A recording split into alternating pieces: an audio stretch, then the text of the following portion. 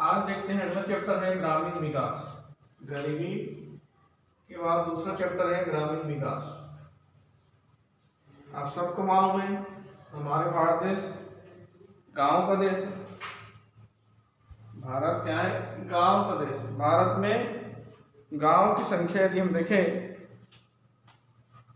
भारत गांव का देश है। यदि हम गांव की संख्या देखें तो यहाँ भारत में 6,05,000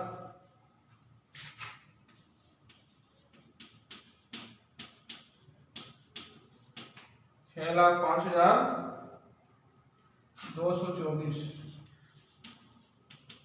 गांव। ग्रामीण विकास के अंतर्गत यदि इस प्रस्ताव में देखें तो भारत में सबसे पहले क्या लिखा? भारत गांव का देश। भारत में 6,05,224 गांव। भारत में 6,05,224 गांव। अब आप सबको मालूम है ग्रामीण क्षेत्र में रहने वाले लोगों का मुख्य व्यवसाय क्या होता है? ग्रामीण क्षेत्र में रहने वाले लोगों का मुख्य व्यवसाय कृषि है। तो कृषि कार्य करने के लिए किसानों को कृषि साख की आवश्यकता पड़ती है।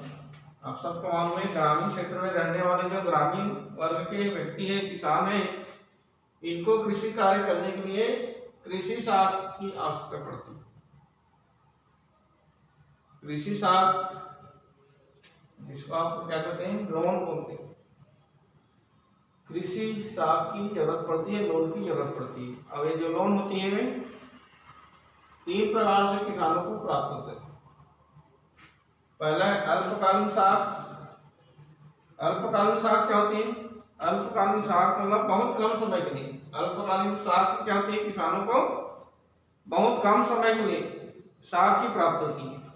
और किसके लिए होती है? खाद, बीज, कीटनाशक दवाई खरीदने के लिए।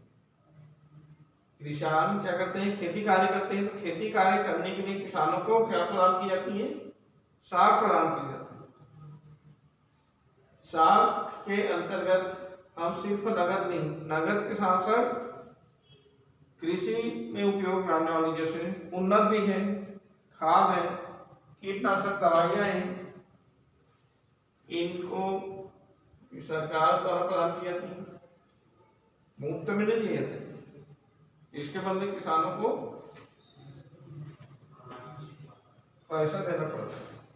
यहाँ सरकार के ऋण के रूप में उनको किसानों को सरकार द्वारा दी जाती है। ये जो अवधि होती है इसकी 15 माह की अवधि होती है। अल्पकालीन जो साख होती है ये 15 माह के अंतर्गत किसानों को लौटाना पड़ता है। जैसे अभी सभी किसान ने लोन लिया है, जब फसल तैयार हो जाएगा, पक कर तैयार हो जाएगा, उस समय सरकार को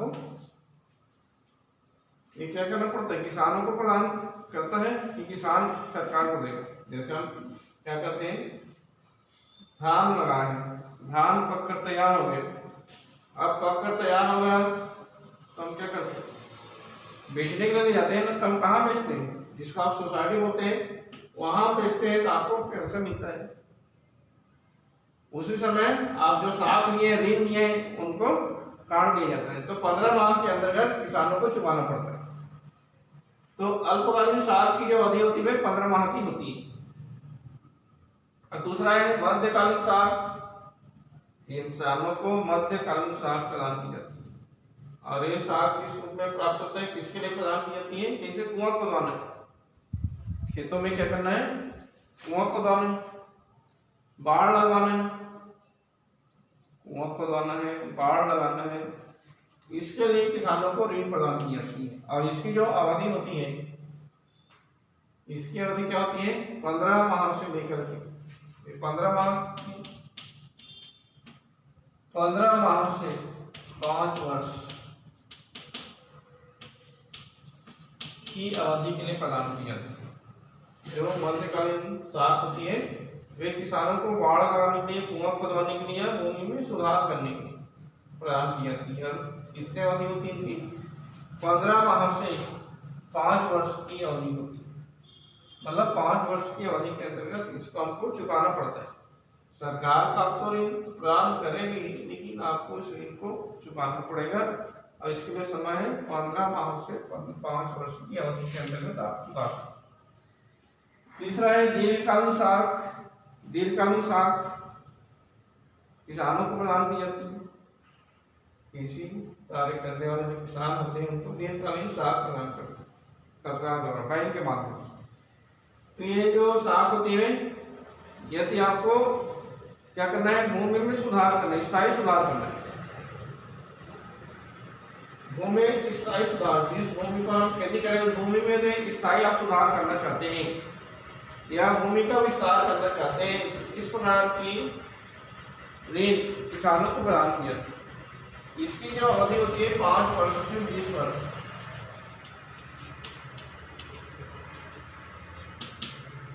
5 वर्ष से 20 वर्ष के लिए प्रदान किया जाता है।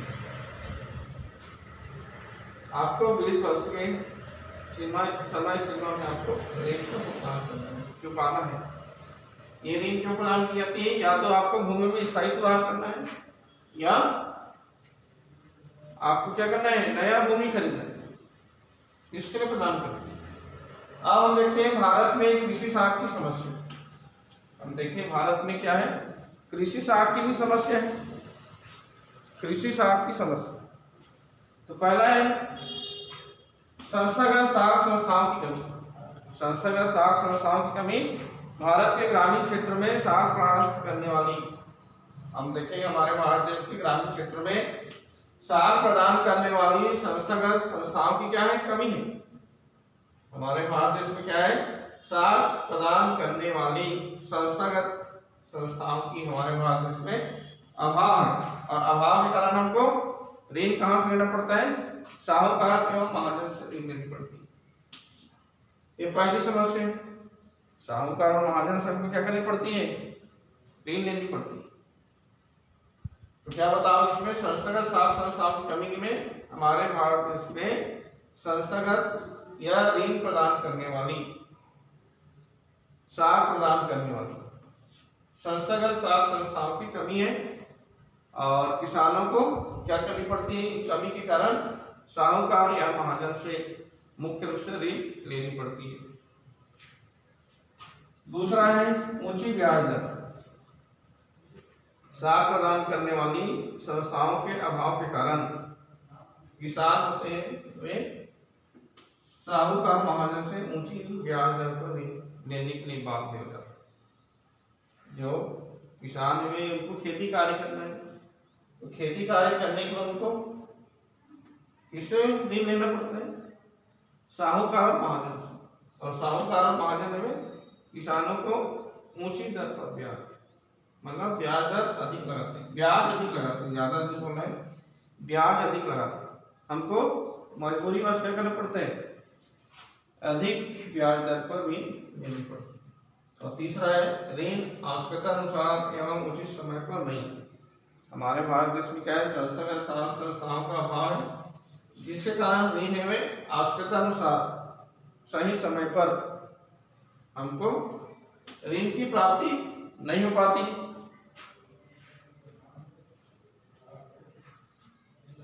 क्या बताओगे, किसानों को या कृषकों को ऋण हमें आवश्यकता अनुसार एवं उचित समय पर नहीं मिल पाता है, इतना तो आप भी सकते ना।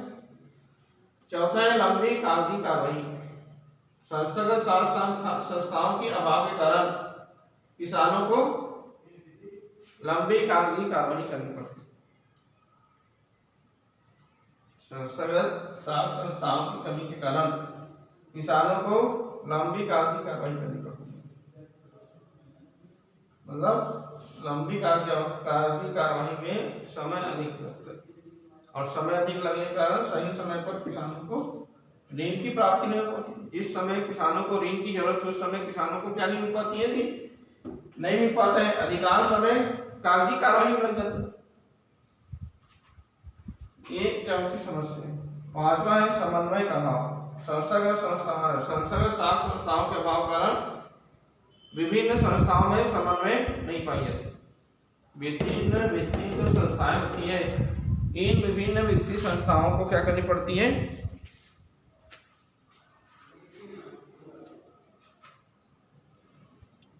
समस्या का सामना करना पड़ता है, क्योंकि समन्वय नहीं, और समन्वय का अभाव के कारण भी किसानों को अनेक समस्याओं का सामना करना पड़ता है। छठवां है समय व धन की हानि। छठवां समस्या क्या है? समय व धन की हानि। लंबी कार्यवाही के साथ साथ किसानों को समय एवं धन अधिक लगते हैं, अधिक धन लगाना पड़ता है। धन साथ साथ समय भी, मतलब समय और धन की क्या होनी है?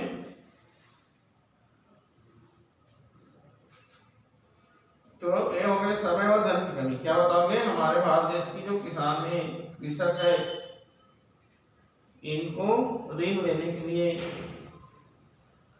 क्या करना पड़ता है? समस्या का सामना करना पड़ता है। उनको समय और धन की भी हानि होती है, क्योंकि अनेक बार हमको क्या करनी पड़ती है? वित्तीय संस्थाओं को चक्कर लगाना पड़ेगा। हमको क्या करना पड़ेगा? धन प्राप्त करने के लिए विभिन्न वित्तीय संस्थाओं में जाएंगे तो कई चक्कर लगाना पड़ेगा, कई बार हमको जाना पड़ेगा, अनेक बार हमको वित्तीय संस्थाओं को चक्कर लगाना पड़ेगा। ये इससे क्या होगा? समय बर्बाद होगा और धन की भी बर्बादी होगी। ये समस्या है भारत में कृषि साख की समस्या। ये जो क्वेश्चन है, कृषि साख के प्रकार संस्थागत, भारत में संस्थागत संस्थाओं के अभाव कारण क्या क्या समस्याओं का सामना करना पड़ता है, या भारत में कृषि साख की समस्याएं कौन कौन सी, ये क्वेश्चन पूछा जाता है। अब इसके बाद हम देखते हैं साख प्रणाली में सुधार उपाय।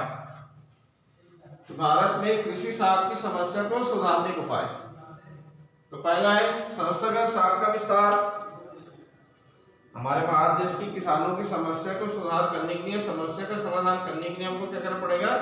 संस्थागत साख संस्थाओं का विस्तार करना पड़ेगा। क्या लिखोगे? भारत में किसानों की जो समस्या है, साख संबंधी समस्या, इसको सुधारने के लिए हमको क्या करना पड़ेगा? किसानों की या कृषकों की साख संबंधी समस्या है, इनको हमको क्या करना पड़ेगा? सुधार करना पड़ेगा। इसके लिए संस्थागत साख संस्थाओं का विस्तार करना पड़ेगा।